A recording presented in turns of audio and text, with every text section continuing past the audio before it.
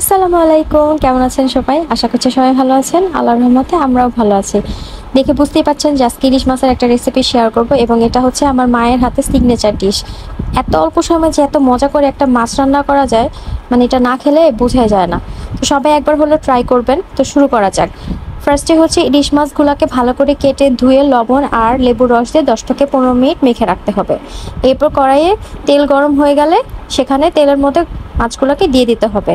খুব বেশি ভাজার দরকার নেই, একটা পাশ একটু ভাজা হয়ে গেলে দেন উল্টে দিতে হবে। কালারটা দেখতেই পাচ্ছেন যে কত সুন্দর একটা কালার আসছে। ঠিক এরকমই হবে কালারটা, খুব বেশিও ভাজা হবে না, আবার খুব হালকা ভাজাও হবে না। এভাবে করে উল্টে পাল্টে বেশ কিছুক্ষণ মাছগুলোকে ভেজে নিতে হবে। আর মাছের ব্যাপারে একটা কথা বলবো, ইলিশ মাছ কিন্তু কিনতে পারার মধ্যে একটা ব্যাপার আছে। যদি আপনি ভালো এবং পদ্মার ইলিশটা কিনতে পারেন সেটা কিন্তু অনেক স্বাদ হয়। আর এই মাছটা কিন্তু পদ্মার ইলিশ ছিল। আর এই রেসিপিটা খুব অল্প সময়ের মধ্যেই রান্না করা যায়। আবার কিছুক্ষণ ভাজতে হবে।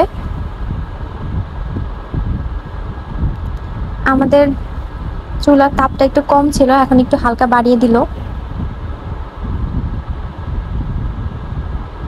এই তো মোটামুটি ভাজা হয়ে গেলেই আমরা মাছগুলোকে তুলে ফেলবো।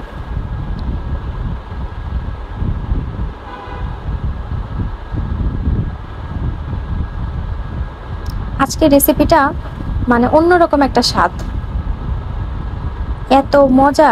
আপনারা অবশ্যই এই রেসিপিটা একবার হলো ট্রাই করবেন সবাই। মাছ মোটামুটি ভাজা শেষের দিকে। এখন মাছগুলোকে উঠে ফেলতে হবে।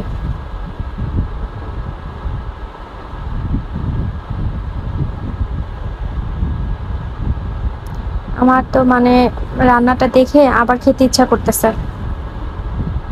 আমি এখন বসে বসে ভয়েস ওভার দিচ্ছি আর দেখতেছি, তো আমার খুবই খেতে ইচ্ছা করতেছে মাছটা আবার।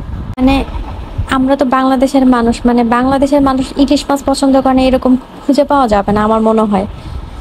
আচ্ছা যাই হোক, তো এখানে আমি আরো 2 পিস ভাজা দেখাই দিচ্ছি, কারণ মাছ ভাজাটা এখানে খুব ইম্পর্টেন্ট। আপনি যদি বেশি ভেজে ফেলেন তাহলে স্বাদ হবে না, আবার খুব কম ভাজা হলেও কিন্তু মাছটা রান্না করতে সময় লাগবে। তো এখানে মাছ ভাজাটা খুব ইম্পর্টেন্ট। মাছটা ভাজা হলে বেশি সময় লাগবে না রান্না করতে। মাছের কালারটা দেখতে পাচ্ছেন, ভাজার পর ঠিক এইরকম একটা কালার আসবে। আচ্ছা, এখন আমরা নেক্সট প্রসিডিউরে চলে গেলাম। তেলে পরিমাণ মতন পেঁয়াজ দিয়ে সেটাকে কিছুক্ষণ ভেজে নিতে হবে। তারপর এখানে শুধুমাত্র 1 টেবিল চামচের মতন মরিচ গুঁড়া দিতে হবে।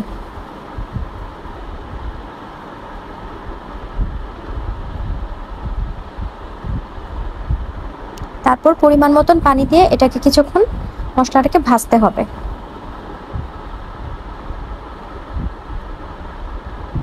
এই যে পেঁয়াজ ভাজাটা দেখছিলেন, এটা হচ্ছে আপনি চাইলে আগেও করে রাখতে পারেন। এভাবে পেঁয়াজ ভেজে তেল সহ আমরা ফ্রিজে রেখে দিই 2-3 দিনের জন্য, তারপর বের করে শুধু তরকারি রান্না করা যায়। আচ্ছা, এখন শুধুমাত্র রসুন বাটা দিচ্ছি। এটাও 1 টেবিল স্পুনের মতন দিতে হবে। আদা বাটা দেওয়ার কোনো দরকার নেই, এই রান্নায় শুধুমাত্র রসুন বাটা লাগবে। অল্প কয়েকটা উপকরণ লাগবে এবং অনেক মজার একটা রান্না।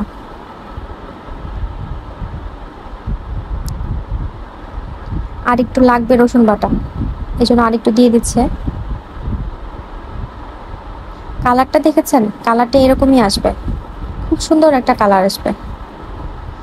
এরপর পরিমাণ মতন যে যতটুকু ঝাল খেতে পছন্দ করেন মরিচ দিয়ে দিবেন।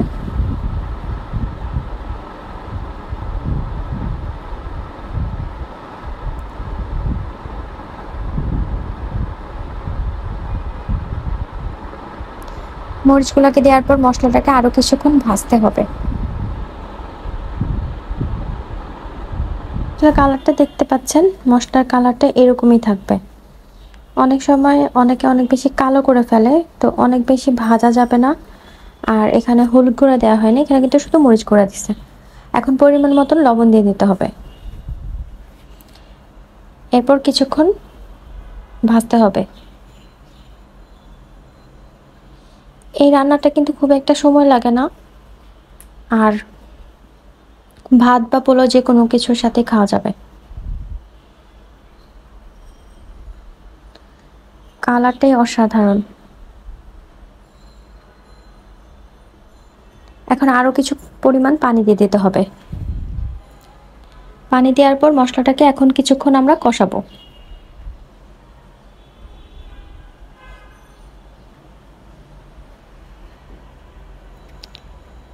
মশলা অলমোস্ট কষানো শেষ, লবণটা চেক করে নিলাম।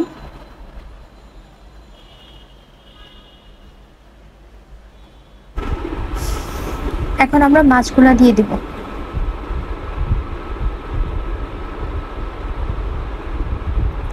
আপনি চাইলে মশলা কষানোর সময় ঢেকেও দিতে পারেন। সাবধানে মাছগুলোকে দিয়ে দিতে হবে।